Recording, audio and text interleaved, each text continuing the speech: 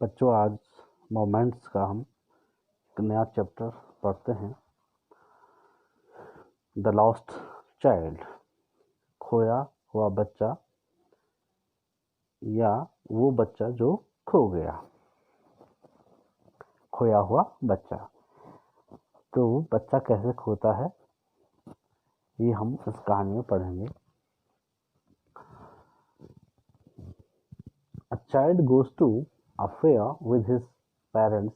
He is happy and excited and wants the sweets and toys displayed there, but his parents don't buy them for him. Why then does he refuse when someone else offers them to him? A child goes to a fair. Fair means होता मेला। एक बच्चा मेले में जाता है with his parents, अपने माता पिता के साथ। He is happy and excited. वो खुश है और उत्साहित है या उत्तेजित है। And wants the sweets and toys displayed there.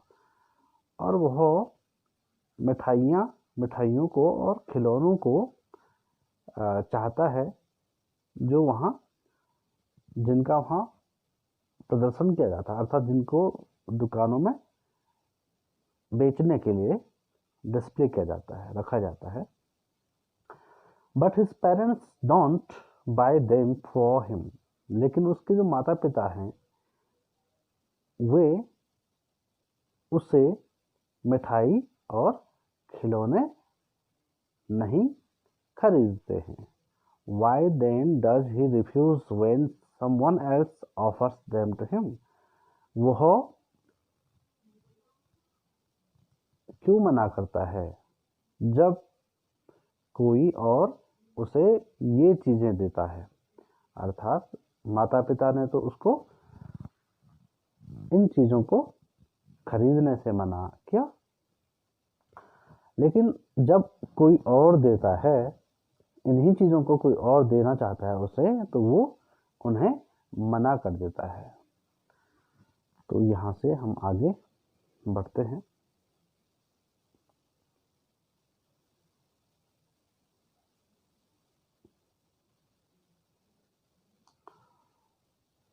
तो आपने मेले का जो नज़ारा होता है उसको देखा होगा, जहाँ चरखी होती है, विभिन्न प्रकार की दुकानें होती हैं जिसमें विभिन्न प्रकार की चीज़ें सेल की जाती हैं, बेची जाती हैं।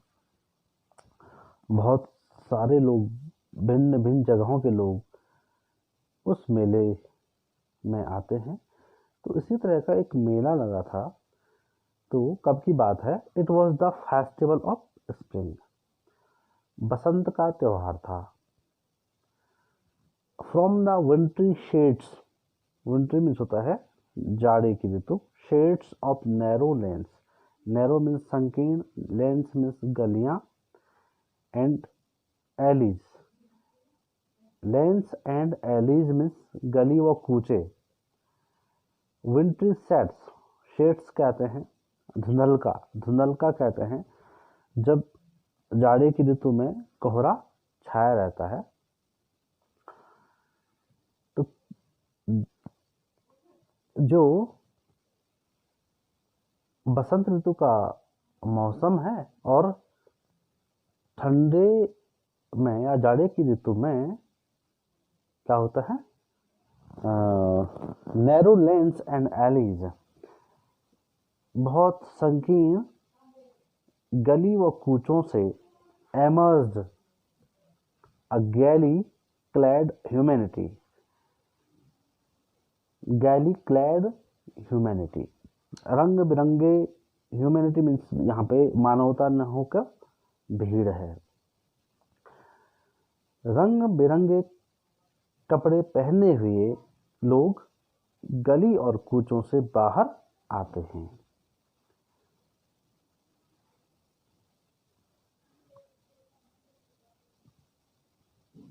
सम वॉक्ड, कुछ पैदल चलकर आते हैं। सम रोड ऑन हॉर्सेस, कुछ घोड़ों पर आते हैं, घोड़ों की सवारी कर आते हैं।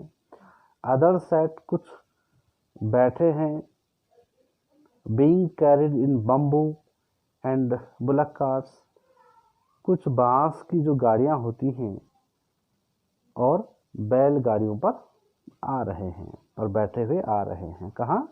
मेले की ओर।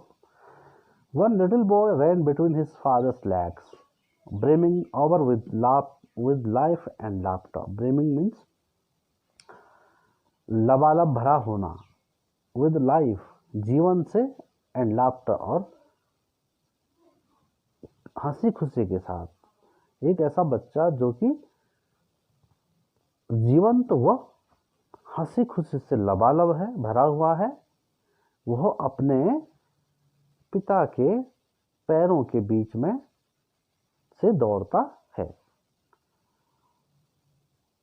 यहाँ देखें आप, ये जो बच्चा है और उसके माता पिता।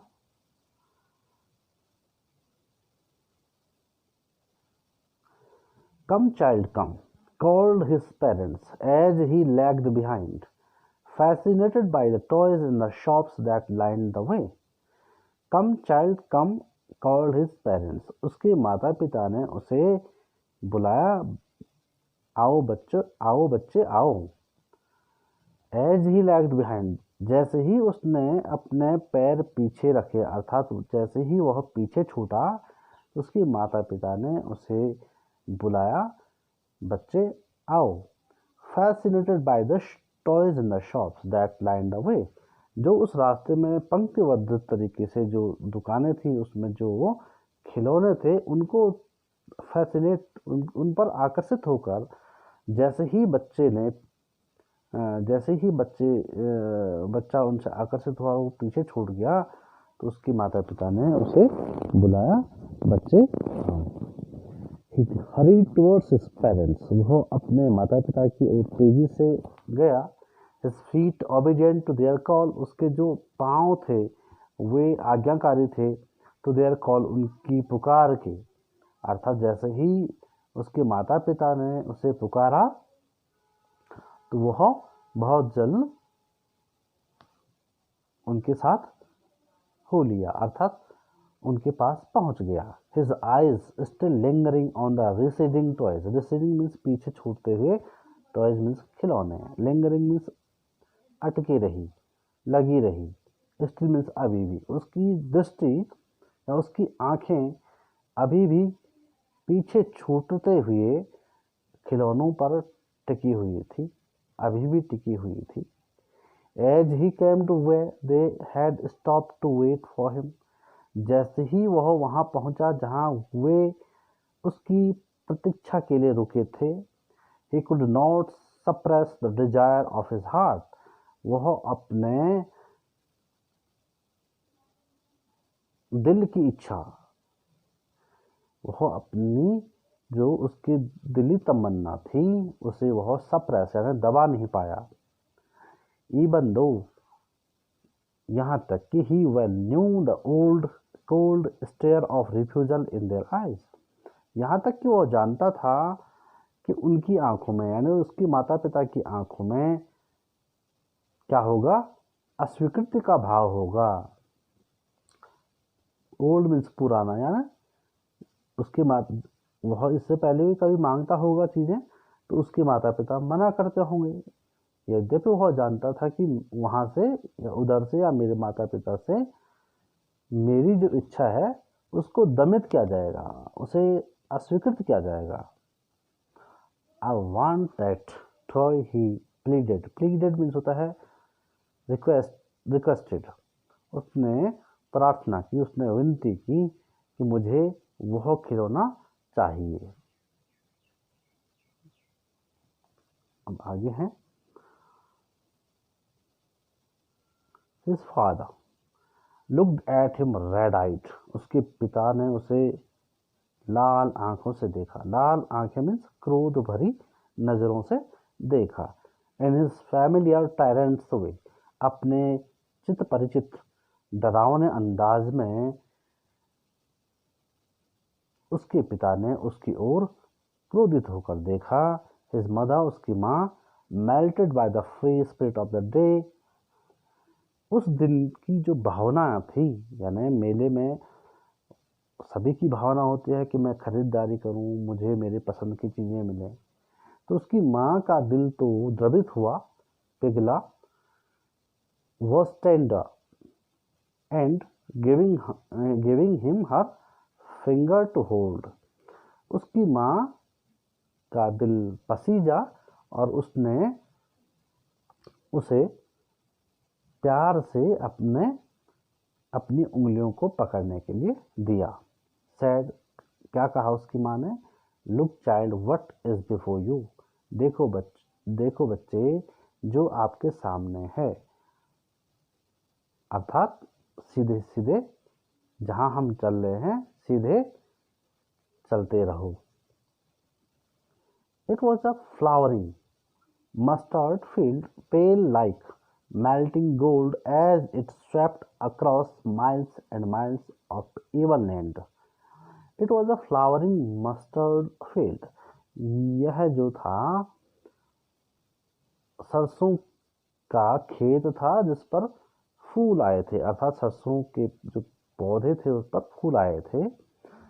और वे पेल लाइक मेल्टिंग गोल्ड, वे खेत ऐसे लग रहे थे मानो उन खेतों में सोने को पिघलाया गया हो। अर्थात वे इतने पीले लग रहे थे मानो उन खेतों में सोना पिघलाया गया हो।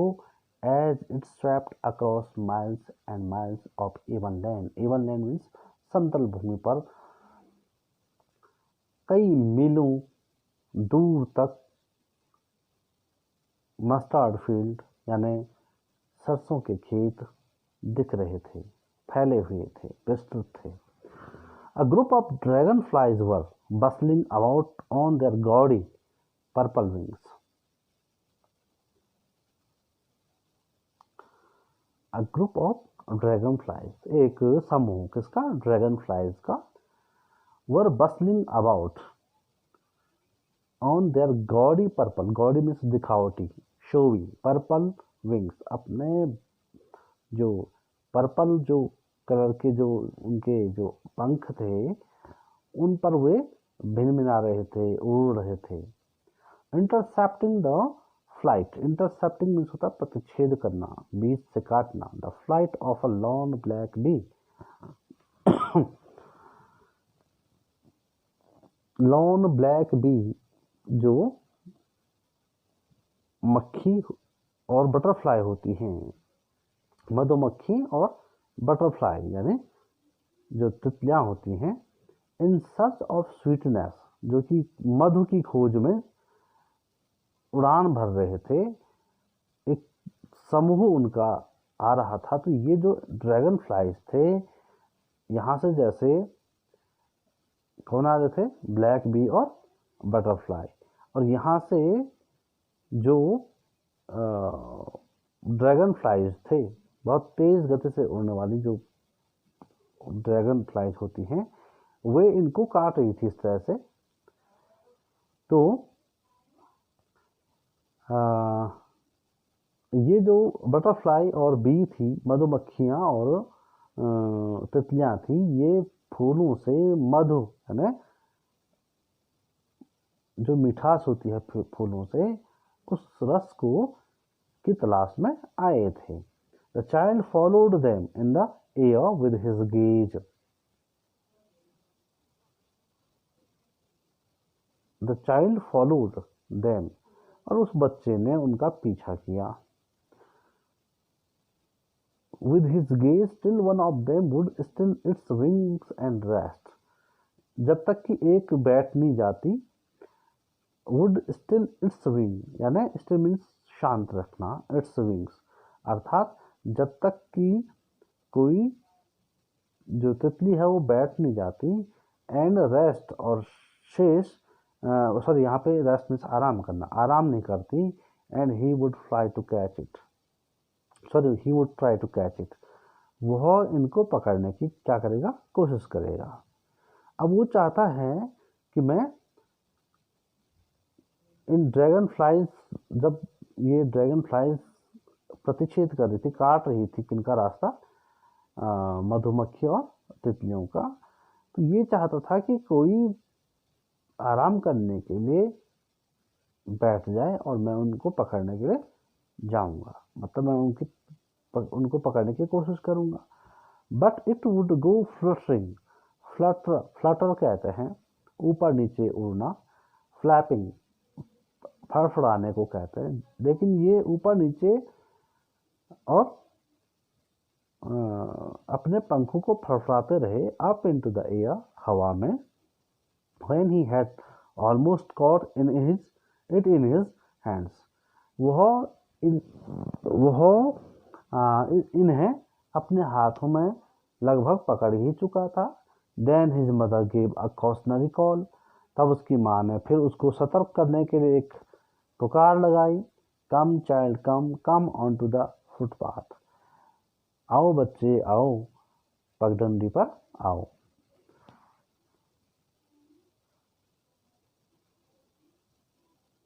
आज इतना ही पढ़ते हम, कल से आगे देखते हैं।